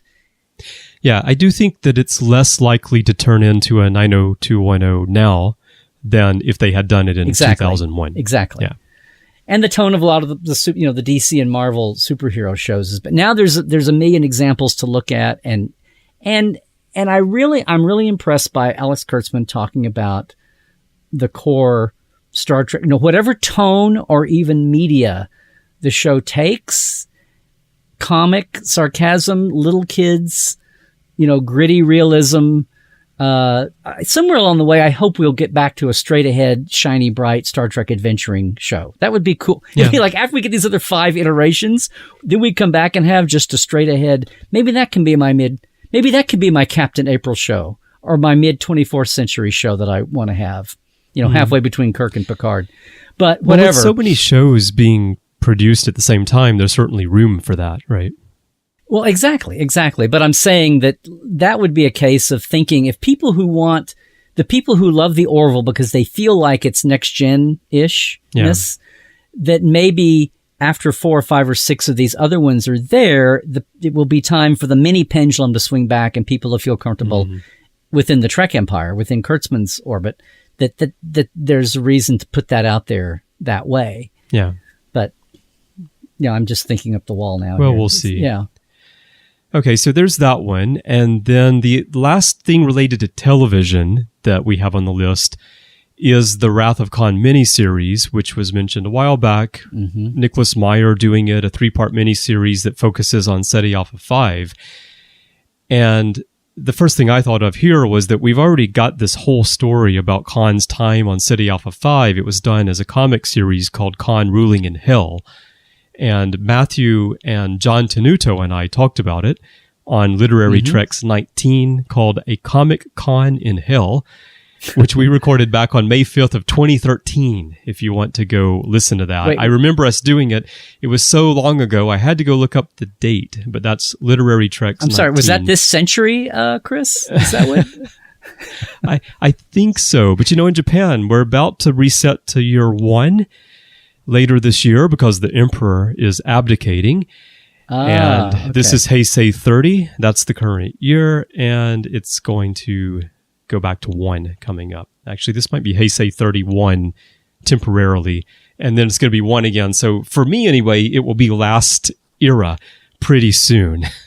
Well, I would just say that nothing trumps film, and I don't know how many people read or are reminded of this, although, having you all get this on tape, on audio in 2013, thank God, has preserved it for the ages. But even given that, I don't know how much of an audience this has reached the point where people talk. I know a lot of people, they would say, "Oh, a Khan," and they're thinking, I don't know. The last thing they're thinking of is like not space battles, but just Khan on the planet. Yeah. Before it blows up and after it blows up, and everyone I would go, no, to me, that's exactly what it would have been. And obviously it's Well, I think that's what this will be. Yeah, exactly. One well, it question is I what have it'll be. Is this going to be made, or is this sort of in limbo? A year before this was announced, Nick told me that this was what they were doing, and I had to keep my mouth shut about it. That's the one of all of these that I had heard about. And then when that came out, I was like, oh, good, now I can mention this. I didn't know details aside from it would be his time on the planet. I didn't know, which I can totally see. It could be that fit into, a non-spaceshipy Star Trek. And that was the first inkling I had of, here's the variety of stories you can tell. It can be like a Lost, or it can be a, name it. And it totally, a dystopian kind of thing. And that, somewhere between Game of Thrones and Walking Dead and Lost, I thought that totally fit in modern storytelling and what audiences in 2018 want and that kind of thing. It's 2019, Larry. It is now. Well, we used to say what the 2017 audience wants, and we have to keep updating that criticism, Yeah, we have to update it once a year, just like the copyright notice at the bottom of the website. Right. But no, that made a lot of sense. But it's like no one else thinks of that, and when I remind them that that's what it's going to be about, then people go, oh, because all they can see is like Khan and a bunch of people tromping around in the desert like the cargo bins of Wrath of Khan. And they're like, well, that's not very exciting. I'm like, are you kidding? But we can have the SETI eel farmer, who raises the SETI eels. Right. They're so misunderstood. We could have SETI eel races. They're so misunderstood. Like they paint little numbers on them. Right. That's what Quark would Race do. up the side of your neck. Yeah, I can see that. No, it would be interesting First because eel to the ear wins. You can have. I'm trying to get us out on time here. I know, like now you start. I'm thinking, no, it would start with like right after they've been marooned, and you've got Myrna MacGyver's there, his wife. Yeah. And you can have the kids be younger, and I don't know, but well, that's what the comic is. That's why I'm wondering if it would basically be the same story. You could see that, you can see the whole arc of this, Lord of the Flies among the super brains. What happens to them. And then when the planet explodes and they get shifted and they go from their garden spot to, hellhole and all of that. And then but it's almost like the most incredible thing I could see was like the very last frame is his little transmitter or whatever. And it beeps and he picks up on the conversation and they use stock footage hopefully there, because it would be so limited, and just have the whole drama, whatever the interpersonal drama that fills up the now apparently 3 episodes. I was thinking, 10 or 12 or 15, but apparently a 3-part hour, whatever the interpersonal drama and man versus God and man versus whatever the tropes are, the last thing, when it's all settled, it's kind of resolved, and then you hear this beep, beep, beep, and you get the audio, or you get a little bit of video of the Kirk Carol Marcus transmission where they're talking about the Genesis device. I see. And then you see Khan slowly turn around and the scowl come back, and whatever they had subtly led up to that moment, and that's where the thing ends. And some super comes up and says, and now you know the rest of the story. Or well, that could be interesting, but yeah, I have the last scene all figured out. Not so many people will have read the comic, and getting that stuff on screen will help fill in the blanks. But only people that do podcasts know about that thing now, 5 years later, comic 5 years later. But is this going to be made? Well, is this definitely going to be made, or is it just still floating out there? It may be on the assembly line. I mean, the fact that they put in the very cautious world of relaunching not just Star Trek's franchise, but CBS All Access, and being uber careful, and I can't blame them. But, the promotion, the playbook for controlled leaks, intended teases and leaks has been very deliberate, and I can't believe that very deliberate sources say in the same breath as Starfleet Academy and some kind of Picard show at the time and some kind of animated show. I can't believe that it would have been out there if it was not ready. Things can always blow up, but I can't believe there wasn't a lot of caution exercised before they decide to mention it by name. So things can always blow up, like the Hobus star, right? Like this, yes. Into a subspace shockwave supernova, Chris. Okay, well, we'll see if this comes about. Last item to talk about before we close out here, just quickly, the movies, the Kelvin Timeline films. It seems that Star Trek IV is dead at this point because Chris Pine is not on board and Chris Hemsworth is not on board because they had deals and they want to stick to their deals reportedly, but Paramount and Skydance want them to take pay cuts because Beyond didn't do as well at the box office as they had hoped. This is at least what I've heard. This whole movie seems to have undergone so many transitions, so much turmoil and shifts in ideas and people involved. Oh, come on, Chris. Do you really even care anymore? No. well, I actually don't, really. I don't care if they make this movie or not. But where do you think it's going? Do you think they're going to make something? Well, Matthew and I were talking behind the scenes the other day, and we said that because Matthew really loves the Kelvin Timeline movies. Can I just say, being very facetious, I know it's been 10 years. The Kelvin Timeline movies, Star Trek 09, and since, were a lot of people's entree to Star Trek and fandom. And as I always say, you always love your first, no matter where, no matter who you wind up marrying, you always remember your first. So, yes, all respect to people that are in love with the Kelvins or came to Star Trek that way. Yeah, I'm not criticizing the Kelvin Timeline. It has its place. I'm just kind of over personally there. With so much new Star Trek content coming out on television and in print. We're only human. Whether they make another Kelvin Timeline movie, it doesn't matter to me very much. But what I am curious about, what I was going to say is Matthew and I were talking and we said that you can't make the movie without Kirk. And I said, well, you could make a movie without Kirk, but I don't think it would be very successful. And we agreed that, you got to have Kirk. So if they can't get Chris Pine, they can't make the movie. Yeah. And apart from the fact that maybe he wants the original deal that he signed, he's also a very in-demand actor. Yes. He's become such a huge star since the 09 movie was made that just getting him there on the set to make the movie and coordinating his schedule with everyone else, because a lot of the other actors in this timeline are also big movie stars. That is difficult by itself. So what do you personally think is going to happen with this fourth Kelvin Timeline film? Well, a year ago, a year ago, I thought, oh, this is a delay tactic. It's a bargaining chip and all that. But it has dragged on. There's been now John Cho jumped up just in the last couple of days. He was at a LA Awards show and talked about it, of course, Online Film Critics Society Awards, and said that he's completely on board doing it. He says, maybe I'm an optimist, but I still think this is just not going to go away. Now, it was interesting to me. Now, this is getting fine-tuning and semantics, I know, but all the press accounts said that Star Trek IV had been shelved. And then a lot of people leaped to the equation with canceled. And, you know, not that Tinseltown terminology, ooh, there's a nice one, is an open and shut book, but shelved to me never sounded as firm and definite as, you know, it's out of here, it's gone, it's done. There is a script sitting there. Nobody has, I mean, a lot of people think, oh, Anton Yeltsin has died, we shouldn't do another. I mean, they were obviously going forward. They were talking about just not having Chekhov be a character. So some of the people that are saying, well, I'm glad they're not doing it again. S.J. Clarkson was going to, oh, it's a female director, we're going to have direct this. Well, now she's going to do this Game of Thrones prequel series.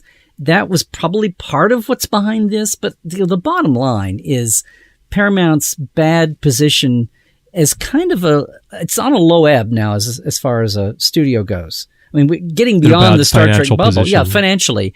They didn't get the Chinese shareholder stake in. That's really what led to this kind of retraction here. And Pike and Hemsworth were the two biggies in the cast, and they were asking him to do that. As actors, I totally get this. If they, you know, forget Star Trek. Look at it's a movie. I'm sorry, it's not a series, folks, but it's movie people. I've tried to say this since day one. Why aren't the Star Trek actors going to conventions? Because they're movie people, and that's not what they do until they're, you know, secure in their skin to do it. And Carl Urban eventually did it, you know, the kind of thing. But if they if they come back on what they've been promised and take a lower amount, without any more of a personal stake in it. People have done, you know, all kinds of actors have done personal projects that were really important to them, and they've taken, you know, below their normal asking price. Yeah.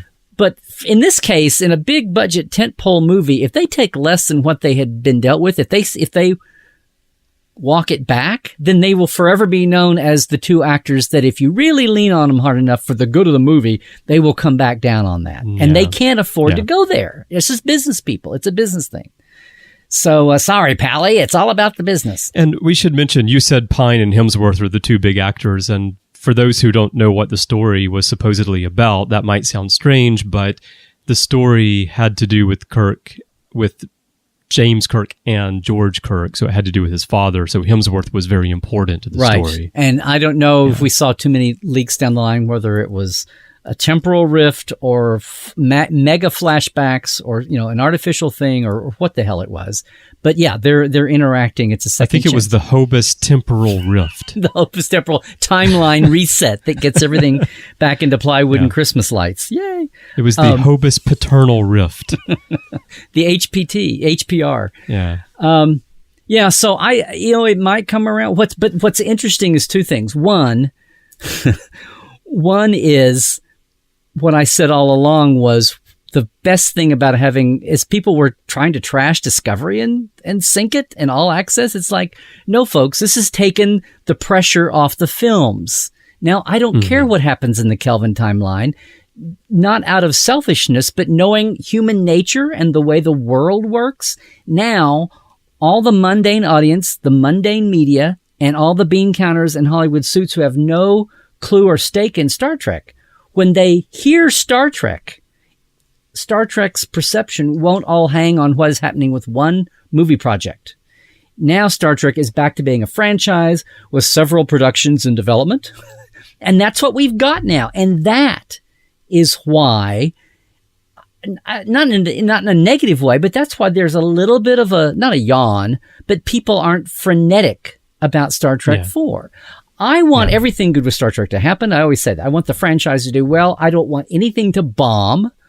You know, not everything can be a number one. Not everything can be the Wrath of God, but which I know is an overworn trope too. But But I think that's why we don't, the pressure not being on this movie works in all kinds of ways, and that can be one of them. But the other thing has been this laughable thing the last few days this week on, again, the clickbait YouTube theater, where they're trying to take credit for, at last, our boycott of the Kelvin movies has resulted. It's like, no, it's Paramount. It only took us 10 years, but finally, Which is amazing. It's been 10 years since Star Trek 09, but yeah, it's all about Paramount's financial situation. Like, if they had been able to fulfill their original contract deals with Pine and Hemsworth, we wouldn't be talking. Clarkson would be directing this. They would have maybe started it already. But right. It's all about the money, and it's not that something retroactively shrunk up. It's not like they had to give the box office money back to people as time went on. That's not what happened. It's all about the financials. And it's just laughable to see, to see them claim that that's what happened. And again, the Kelvins, they're enjoyable to me, but I'm so thrilled I don't have to hang, whatever the need was for them in 2006, that's been 13 years ago. I mean, talk about water under the bridge and how much things have changed. The way the world looked, media and Star Trek land looked in 2006, and what the emotion and the vibe and all that was, is completely different now. And these movies are a holdover from that, and that's fine. But our Star Trek world does not depend on them, and that's even better. But, I don't wish anything ill. And who knows what crazy plot, maybe they were going to reknit the Kelvin universe, and the Prime line. But what's emerged out of all this, the other thing about having Discovery back is people obviously debate the Prime points of Discovery and everything else to come now. But people get it, that the Prime is where people's 52 years of energy and effort and just human nature of emotional attachment. You can't wipe that out. And that's where people's emotions are. They're just human beings. They're just human nature to reconnect to what's already been built, and to invent a new universe. If you're not going to flesh it out anymore, people aren't going to be as emotionally attached unless, like I said, like it was their first, or they love that cast, which they do and they should. It is a good cast. I mean, the Kelvin Timeline cast is an excellent cast. Oh, yes. Yeah.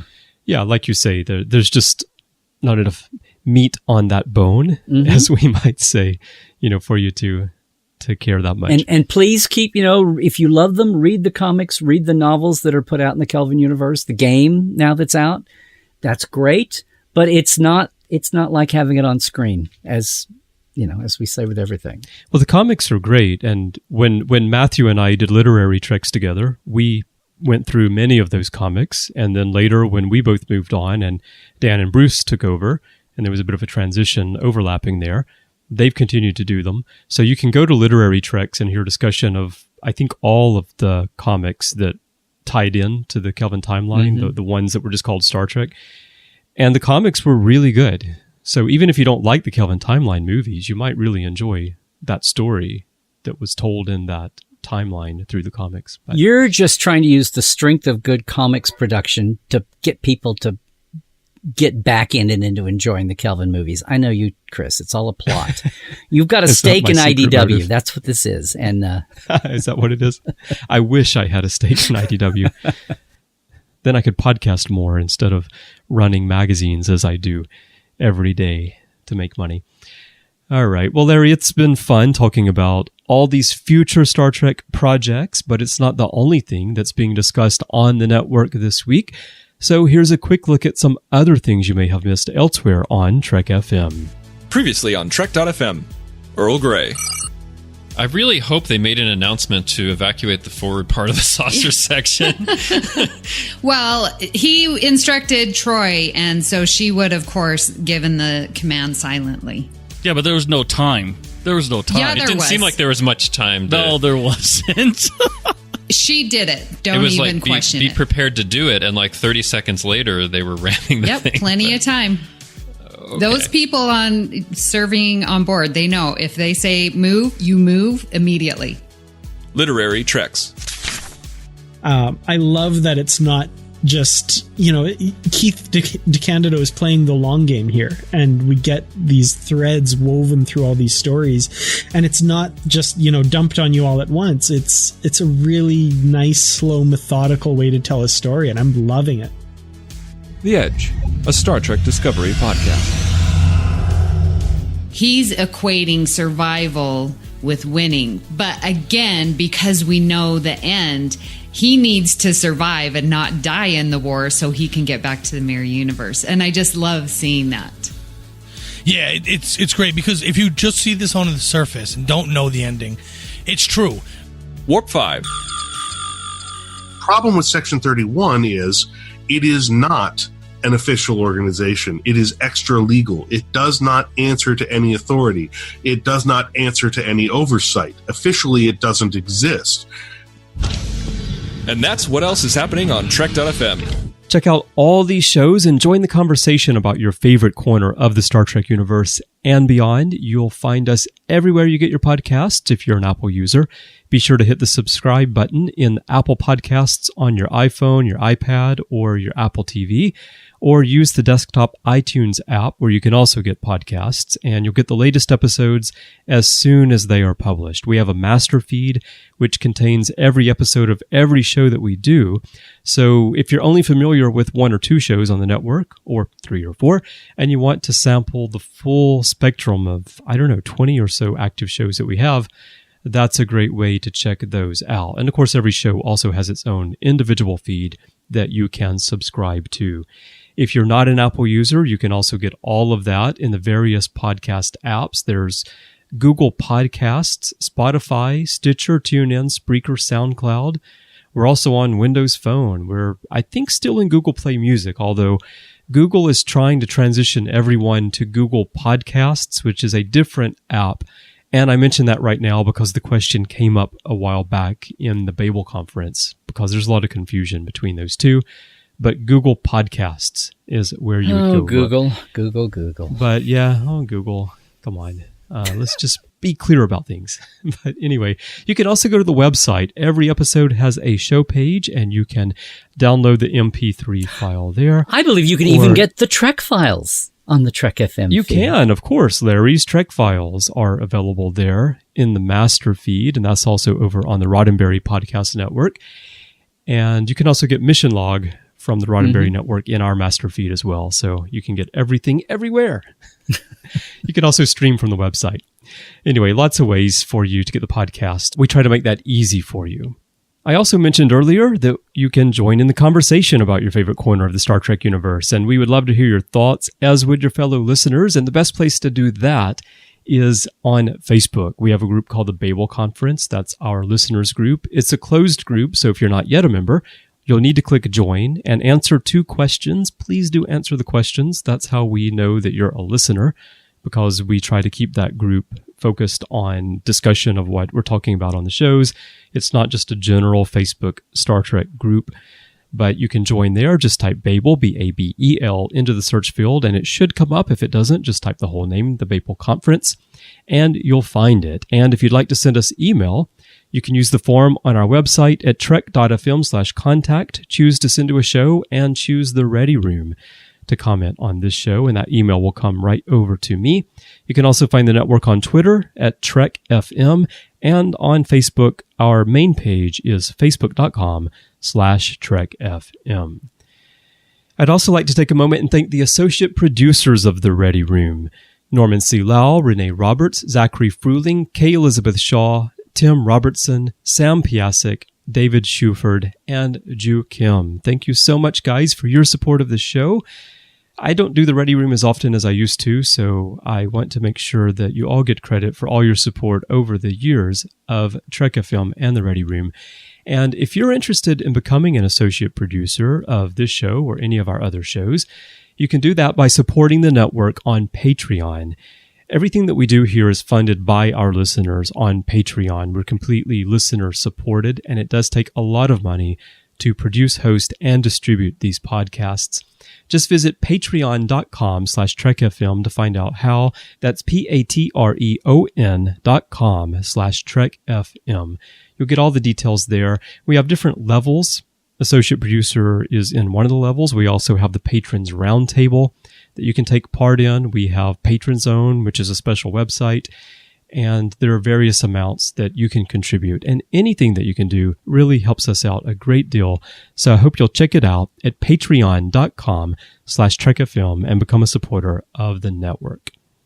So, Larry, as we always do here on the Ready Room, we find out what you have going on because you're always very, very busy. Of course, con season, I guess, has cooled down a bit, right? But what do you have coming up? And also with Portal 47. Well, yes, Chris. Thank you. And I am so excited because I've got some new things coming. I know, Duck. No, I'm really excited to build out. I've kind of soft launched our Trekland Treks, which are concierge day tour film site tours around Los Angeles, like 1 day doses when you're on vacation in LA, or you're on a business trip and you've got a spare day and you want to go to some Star Trek filming sites, common or obscure with me as your guest. I've got you covered. Just go to treklandtreks.com and it's there. But I'm really excited as kind of a sampler, kind of an introduction to that. I'm starting an event called, and I'll do this, more than once through the year, but the first one is going to be President's Day weekend, February 16th and 17th, calling it LA Away Days. And you can go to my website, larrynemecek.com/away. Or go to treklandtreks.com and follow the link and find out all about it. It's like almost half the price of the Treks, but I have a schedule on Saturday and or Sunday. It's President's Day weekend, and I know it's short notice, but if you can check that out, maybe if you didn't get to go, especially if you didn't get to go on the cruise, or Vegas is in the cards, maybe this is something that you can people would find of interest because.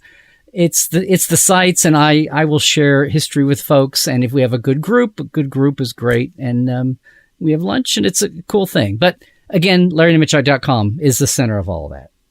Now, you chose that day in honor of Thomas Vanderbilt, the first president of the United Federation of Planets, right? Yes, I did. I completely did. Oh, President's Day. I was like, where did you pull this out of? Yes. Which I have to say, if anybody saw that page from the Picard scrapbook that I did for Generations, thank you, Penny, the late great Penny Juday, for letting me do that. All the ambassadors' names are corruptions of my corruptions. They're redos of my parents and kids and wife's names. So Thomas Vanderbilt was my dad's first two names, by the way. So, yeah. Anyway, that's great. Yes, Portal 47 is going. I just started a new year there. I picked up a ton of people around the world. If anybody's interested, come over and read portal47.net. It's our mini-con all year long if you enjoy deep diving like I barely get into here with you. And I do it on my weekly Trekland Tuesdays live on my Facebook page every Tuesday at 1 p.m. Pacific, which is archived later also. But if you want to do that all the time and with voices that have not been heard from Star Trek that worked on the shows, which is kind of what I aim to do, preserving and exposing a lot of Star Trek. Like I say, it's Star Trek for people who have no idea how much Star Trek they have no idea about. I invite you to take a look at Portal 47. And somewhere in there, we are bearing down really hard to work on get started finally editing on the Con of Wrath, just as a little update there. So yeah, things are hopping in Trekland, Chris. And before that, if anybody's lucky enough to get a ticket to Gallifrey 1 here in LA, the Doctor Who convention, which overlaps things, I'll be there on Friday, I guess the 15th of February there. So other things coming up in the year. Maybe next time we talk, I'll be able to talk about more. But of course, Trek Vegas and Comic-Con San Diego are in the mix, and a lot more this year. So it's going to be another amazing year with so much new, amazing Star Trek to talk about. Great. Well, looking forward to it. You're staying busy even when there are no major cons happening in the coming weeks. And of course, if people want to keep up with what you're doing on a daily basis on Twitter, your handle is very easy, Larry Nemecek. Hope you can remember that. People can find it there. Larry Nemecek's Trekland is the main Facebook page and my Instagram also. Great. And if you want to find me, I am not podcasting very much these days, unfortunately, because of my work. I am hoping to get back into it more. That is one of the things that I hope to change in 2019. But there are a few pieces that need to fall into place for it to become a regular thing again. But if you want to catch me here on the network, you can always go back to past episodes of The Orb, our Deep Space Nine podcast, which I host with Matthew Rushing. And Matthew and I are talking about doing some new episodes soon, so hopefully we'll have those out for you. And of course, here on the Ready Room, we've got, we're closing in on 8 years, I think, of back episodes of this show. And you can find my writing about Star Trek on the official website at startrek.com. And if you want to follow me on Twitter, my username is C. Bryan Jones, the letter C, and Bryan with a Y. And I'm making my way through my DS9 rewatch right now. It gets interrupted sometimes, but a lot of days recently, I'm doing a lot of tweeting as I go through those episodes. So if you're interested in following that, or just my general comments about Star Trek, you can find those there. C. Bryan Jones, letter C, and Bryan with a Y. And that's my username pretty much everywhere in social media. Well, Larry, I'm glad we had a chance to get together on mic with all this news coming out about new Star Trek content and at least share our thoughts on it with everyone. Yeah, it felt so overdue, but it is. When we have a week like this, it's great. My first instinct is to hop, even with everything else going on, my first instinct is to hop on mic with you, Chris. So I'm glad we got a chance. Yeah, we do talk about that behind the scenes. We're like, can we jump on mic? And I usually say, unfortunately, I can't be home, so I can't get on mic. But the other side, sooner or later, the other side of the room is shrinking these days. So so I'm glad we had this chance. Yeah, definitely. Yeah, but Chris, it's time to stick a newly restored 2258 Klingon hairpin in it because the Ready Room is done.